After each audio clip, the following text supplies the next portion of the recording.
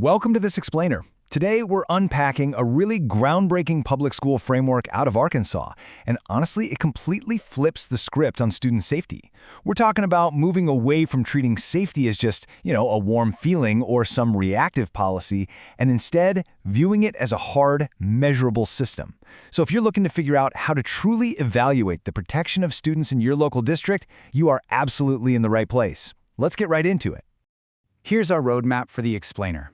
We'll start with the illusion of safety, then building a safety system. After that, we'll hit the 5 safety domains, explore why success equals safety, and wrap things up with the community action playbook. All right, Section 1, the illusion of safety, uncovering the system behind the system. Let's kick things off with a pretty major paradigm shift. Our source material puts it bluntly. Student safety is not a slogan, it is a system. And that's so true, right? Every single school operates with systems. Some of them are visible, but honestly, most are just assumed. You see, safety failures don't just randomly happen out of nowhere. They happen when risks aren't identified and responses aren't standardized. Vague encouragement and, verbal reassurances, they simply do not equal actual safety. This really highlights a dangerous gap we need to talk about: perceived safety versus actual safety. Now, perceived safety is what's written down in some dusty school handbook, or maybe what's promised at a Tuesday night PTA meeting.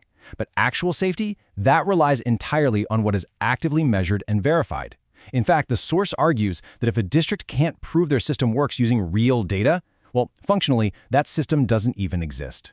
Which brings us to the 1/2 rule. And wow, this is a sobering reality check. This rule basically asserts that half of all institutional efforts in any system are, by nature, totally cosmetic. Think about that in a school setting. It means half of the safety measures, like slapping a generic warning sign on a door or sending out a blanket memo, are just symbolic. True protection? That only comes from the top half. The efforts that are systemic, rigorously enforced, and actually produce real, tangible protection. Moving right along to Section 2, building a safety system and how we move from reaction to prevention. So, to operate in that top-performing half we just talked about, we literally have to stop reacting to incidents and start preventing them. To do this, the framework borrows a concept straight out of manufacturing called TMQ. That stands for target, meet, and qualify. Here's how it works. You target a specific safety condition. You meet it by putting a solid system in place, and then you qualify it by rigorously auditing the results. It's brilliant because it completely eliminates any ambiguity. You either have the data or you don't. Hand in hand with TMQ is the KANBAN poll system. Now, instead of looking at a sudden drop in a student's grades or, say, a random spike in absences as just isolated bad luck, KANBAN treats those things as flashing alarm bells. Every single unresolved issue is essentially a signal, pulling our attention toward a systemic breakdown. Ultimately, safety is proven by just how fast a system catches those signals. All right, on to Section 3, the 5 safety domains, the pillars of protection. First up, we've got physical safety systems. And right off the bat, this requires an audited system that goes way beyond just locking the front doors. We're talking about 8 subcategories here: tracking things like visitor verification, finding surveillance blind spots, checking for facility maintenance hazards, and ensuring secure transportation. Look, if a school just throws up a visitors must check in sign but doesn't actually audit their controlled access points every week, well, they are firmly stuck in that cosmetic bottom half of the 1/2 rule. The second domain is behavioral and social safety. And here is a really critical insight from the source. Unreported behavior basically becomes a predictable crisis. To combat this, schools absolutely need standardized threat assessment teams and crystal clear conflict escalation pathways. The whole goal is to intervene way before a quiet whisper escalates into a full-blown tragedy. Third is staff preparedness. And let's be clear, this is not about sitting teachers down for a boring PowerPoint presentation once a year in August. It requires frequent, real-world crisis simulation drills. And yes, that even includes substitute teachers. Why? Because an untrained staff member practically guarantees a delayed response. And as we know, delays put students directly in harm's way. Fourth on our list, communication systems. These are absolutely critical. A delayed notification to parents or staff isn't just an oops, innocent mistake. It is an active system failure that literally conceals risk. This domain measures the reliability of real-time alerts, post-incident reporting, internal staff chains, and redundancy systems. The ultimate goal here is to make sure a vital message never, ever fails to go out.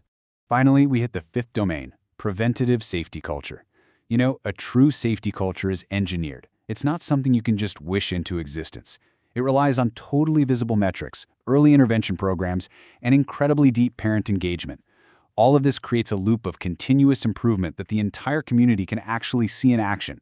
And that actually brings us to our next crucial point. Which is Section 4, Success equals Safety, the unification twist. Now this leads us to what I think is the most surprising paradigm shift of this entire explainer. There are exactly 5 top performance indicators that schools already track for academic success. Well, it turns out these 5 metrics secretly act as our most objective safety diagnostics. And it all boils down to one simple rule. A student literally cannot succeed in an unsafe system. Just look at how traditional success metrics are intrinsically linked to protection. Chronic absenteeism? That isn't just kids skipping class. It very often means a student feels physically or socially unsafe.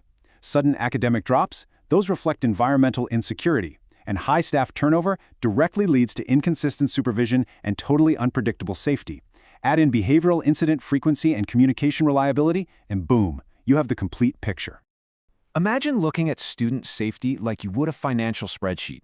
By tracking these metrics weekly, stakeholders get this real-time preventative advantage dashboard. Think about it. If attendance trends down while incidents trend up over 3 consecutive weeks, that is a flashing red Kanban signal.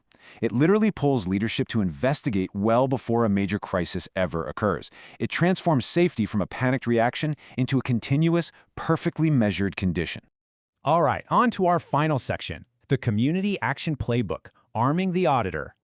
Look, information is only useful if it actually creates accountability. It is definitely time to stop asking vague questions at board meetings like, hey, are our students safe? Instead, we need to start asking the first question. Can you show us the system that proves this? You have to demand data over discussion. Because honestly, if they can't show you the trends and the measurable improvements, safety is only being presumed. So what happens if school leadership deflects with, comforting language but zero data? That's when you engage the Parent Action Coalition, or PAC, escalation protocol. Step 1, request written data. Step 2, demand a follow-up meeting to go over that data.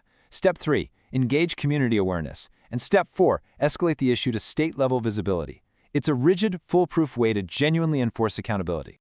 I want to leave you with this final provocative thought to take to your next community meeting. Is your school truly safe? Or are they merely operating under the presumption of it? Because as our source material makes abundantly clear today, unmeasured exposure concealed by comforting language, that is not safety. Thank you so much for joining me for this explainer. Keep asking those hard questions and absolutely demand the data that proves the system actually works.